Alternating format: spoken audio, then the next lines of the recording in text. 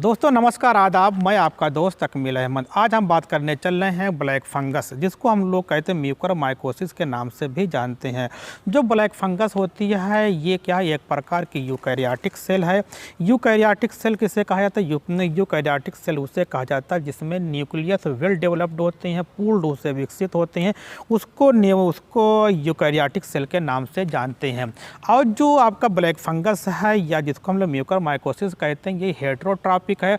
Heterotrophic जिसको हम लोग हिंदी में परजीवी कहते हैं, तो परजीवी उसे कहा जाता है जो सजीवों से अपना भोजन प्राप्त करते हैं और सजीवों से भोजन प्राप्त करने के साथ साथ सजीवों को नुकसान भी पहुंचाते हैं।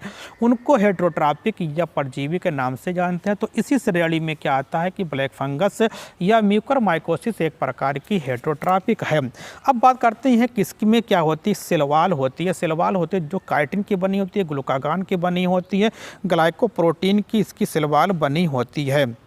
ये आपकी हो गया। अब बात करते हैं कि मतलब कि इसमें परजीवी के बारे में बात हो गया। अब बात किया जाता है कि ये इतना खतरनाक क्यों है और ये कहाँ पर बात कर लेते हैं, ये कहाँ पे मिलती है। जो आपका ब्लैक फंगस है जो हमारे वातावरण है, हमारे वातावरण की मिट्टी, कंकड़, पत्थरों में भी ये पाए जाते हैं। इसके साथ साथ ये हमारे शरीर में भी ये प्रवेश करते रहते हैं। जब वातावरण में मिलेगी तो क्या हो, हवा के माध्यम से हमारे शरीर हम सांस लेंगे तो ये हमारे शरीर में प्रवेश करती है। लेकिन सबसे बड़ी दिक्कत हमको यहाँ ये हो रही है कि जब कि कोरोना वायरस 2020 में कि मतलब कि ये निकलता है और ये एक प्रकार की महामारी को लेकर आता है, तो पूरी दुनिया में कोरोना वायरस की डिजीज़ हुई, लेकिन कहीं पर इतनी बड़ी मात्रा में ब्लैक फंगस ने अटैक नहीं किए। भारत पर ही क्यों अटैक करते हैं, इस पे बारे में बात करते हैं। तो कुछ विद्वानों का या कुछ साइंटिस्टों का यह कहना कि जो हम कि लगातार ऑक्सीजन का इस्तेमाल कर रहे हैं, जो लगातार हम इंस्ट्रूमेंट इस्तेमाल कर रहे हैं, वो अच्छे तरीके से उसमें वो साफ़ नहीं होते हैं जी। इसलिए क्या होता है कि जब उनको हम लगाते हैं, ऑक्सीजन को लगाते हैं, वेंटिलेटर को लगाते हैं, जब बहुत दिनों तक उसका इस्तेमाल नहीं होगा और डायरेक्ट उसका इस्तेमाल कर देंगे, वो अच्छे तरीके से उसको साफ़ ना करके, तो क्या उसमें भी कि ब्लैक फंगस होते हैं, उसी के माध्यम के द्वारा क्या होता है शरीर में ये प्रवेश कर जाते हैं, जो हमारे लिए हानिकारक हो जाते हैं। जब ये शरीर में प्रवेश करते हैं, सबसे पहले क्या करते हैं, जो हमारी नाक होती है, नाक में एक म्यूकस होता है, म्यूकस उसे कहा जाता है जो हमारा कि ये पूरे जो सिस्टम होता है उसमें एक तरल पदार्थ होता है जिसको हम लोग म्यूकस कहते हैं, उसी में चिपक जाते हैं। चिपकने के बाद फिर क्या होता है कि ये परजीवी के रूप में कार्य करने लगते हैं और तमाम तरह की हमारे शरीर को नुकसान पहुँचाना शुरू कर देते हैं।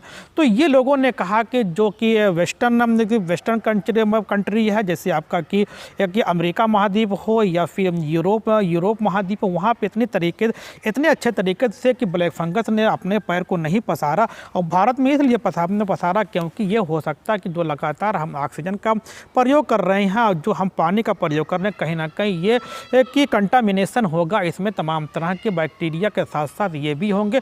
इसलिए हमको इस पर भी ध्यान देने की ज़रूरत है।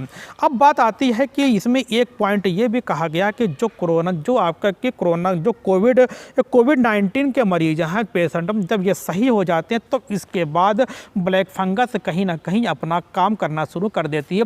उसका मेन रीज़न ये होता है कि आप जानते हैं कि जो कोविड-19 के पेशेंट होते हैं उनको तमाम तरह की मेडिसिन दी जाती है, इंजेक्शन दिए जाते हैं, यहाँ तक कि स्टेरॉयड का भी इस्तेमाल किया जाता है। जब स्टेरॉयड का इस्तेमाल किया जाता है तो जो बॉडी की इम्यून सिस्टम होता है कि रोग प्रतिरोधक क्षमता होती है कम हो जाती है, और जैसे ही रोग प्रतिरोधक क्षमता कम होगी तो हमारे शरीर के अंदर और जो हमारे वातावरण में ब्लैक फंगस है, जब ये शरीर के अंदर पहुंचेगा तो ये पूरे तरीके से काम करने लगता है। इसलिए क्या है कि जो इसमें जो कोविड-19 के पेशेंट रह चुके तो उनको बहुत एहतियात के साथ अपनी ज़िंदगी को बसर करना है। अगर ज़रा सा भी उन्होंने एहतियात को नहीं बरता तो वो भी इसके चपेट में आएंगे, क्योंकि जो कोविड-19 का मरीज होता है जब वो ठीक घर पे जाता है तो उनका जो इम्यून सिस्टम होता है, बॉडी का जो लड़ने की क्षमता होती है, मतलब कि फॉरेन एंटीजन से, जैसे आपका कि बैक्टीरिया, वायरस या कि ब्लैक फंगस से, वो उसके खिलाफ उतनी तत्परता से काम नहीं कर पाता। इसलिए क्या होता है कि ब्लैक फंगस से कहीं ना कहीं प्रभावित हो जाता है और पूरे तरीके से ये आपकी बॉडी को डिस्ट्रॉय करने लगता है। अब बात आती है जब ये बॉडी में कि हमारे म्यूकस में प्रवेश करता है हमारी नाक के द्वारा, मुंह के द्वारा, सबसे पहले क्या करता है, हमारे ट्रैक में होते हुए ये कहाँ पहुँचता, हमारी आँख में पहुँचता, आँख से होता हुआ फिर ये क्या होता है, ब्रेन में पहुँच जाता है। कहने का मतलब कि आपका आँख होगा, पहले नाक से होगा, नाक से क्या होगा, आपका आँख में जाएगा, आँख से फिर क्या होगा कि आपका ब्रेन में। कहने का मतलब जो हमारा पूरा ये एक सिस्टम होता है, उस सिस्टम को यह कंट्रोल कर लेता है और कंट्रोल करने के बाद पूरे तरीके से हावी हो जाता है और किसी तरीके से हमारी पूरी जितनी बायोलॉजिकल रिएक्शन होती है, जैविक क्रिया को प्रभावित करने का काम ब्लैक फंगस करने लगता है। ये भी कहा गया है कि अब यहाँ तक ये होता है कि जब ये बॉडी में प्रवेश करता है और पूरा अपने तरह फंक्शन करने लगता है, तो जो हमारे की रक्त कोशिकाएं होती है, रक्त कोशिकाओं में ये जाकर पूरे शरीर में ये चला जाता है और पूरे शरीर में जब सर्कुलेट होता है तो इसका ये काम और होता है कि ये ब्लड को थक्का बनाने में, ब्लड क्लॉटिंग में पार्टिसिपेट करेगा। जब ब्लड क्लॉटिंग में पार्टिसिपेट करता है तो भी वहाँ पे डेथ होने की संभावना बढ़ जाती है। लेकिन सबसे पहले सबसे इम्पॉर्टेंट आपके लिए ये है कि जो आपका ब्लैक फंगस है, जिसको हम लोग म्यूकरमाइकोसिस कहते हैं, म्यूकरमाइकोसिस क्या है कि ये जिनकी इम्यून सिस्टम बेहतर है, जो कोविड-19 पेशेंट नहीं है, उनके लिए है बहुत ज़्यादा ये हानिकारक नहीं है।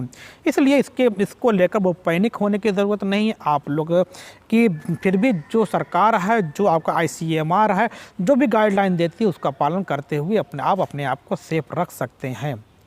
Okay, thanks. फिर मिलते हैं एक नए टॉपिक में के साथ।